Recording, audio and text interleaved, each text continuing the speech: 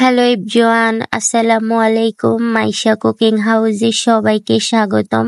তো যে যেখান থেকে আমার ভিডিওটা দেখতেছেন, আশা করি আল্লাহর রহমতে সুস্থ আছেন, ভালো আছেন। অনেকদিন পরে একটা নতুন ব্লগ নিয়ে চলে এলাম। তো আমি প্রথমে এখানে তেল দিয়ে দিলাম হাফ কাপ, দিয়ে দিলাম কুচি করে রাখা পেঁয়াজ, এখন দিয়ে দিব 1 চা চামচ লবণ, দিয়ে দিব হাফ চা চামচ হলুদ গুঁড়ো, দিয়ে দিব হাফ চা চামচ জিরার গুঁড়ো। এখন আমি মশলাটাকে একটু কষিয়ে নিব। তো এই পর্যায়ে আমি দিয়ে দিব 1 চা চামচ রসুন বাটা।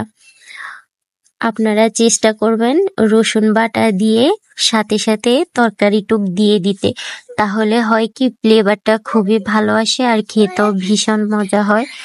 এই পর্যায়ে আমি দিয়ে দিব ম্যাগি মশলা সামান্য পরিমাণে। তো এখন আমি মশলাটাকে হালকা কষিয়ে নিব। এই পর্যায়ে আমি কেটে ধুয়ে রাখা সসিন্দাগুলো দিয়ে দিব। আজকে আমি সসিন্দা ভাজি করতেছি। দেখেন, আমার রেসিপিটা যদি আপনাদের কাছে ভালো লাগে তাহলে অবশ্যই বাসায় ট্রাই করবেন। আশা করি সবার কাছেই ভালো লাগবে, খেতে কিন্তু অসম্ভব মজা হয়েছিল। তো এখন এই পর্যায়ে আমি একটা টমেটো দিয়ে দিলাম একটা কাঁচামরিচ।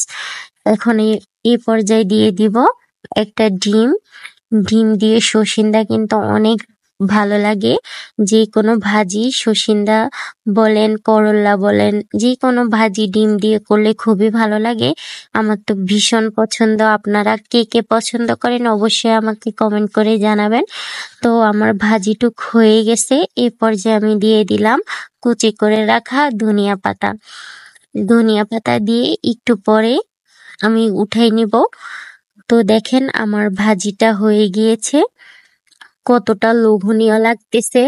মাশাআল্লাহ, খেতেও অসম্ভব মজা হয়েছিল। ভাজিটা অনেক বেশি ভালো হয়েছে। তো আমার ভিডিওটি ভালো লাগলে অবশ্যই আমার সাথে থাকবেন, লাইক কমেন্ট শেয়ার করতে ভুলবেন না। আল্লাহ হাফেজ, আসসালামু আলাইকুম।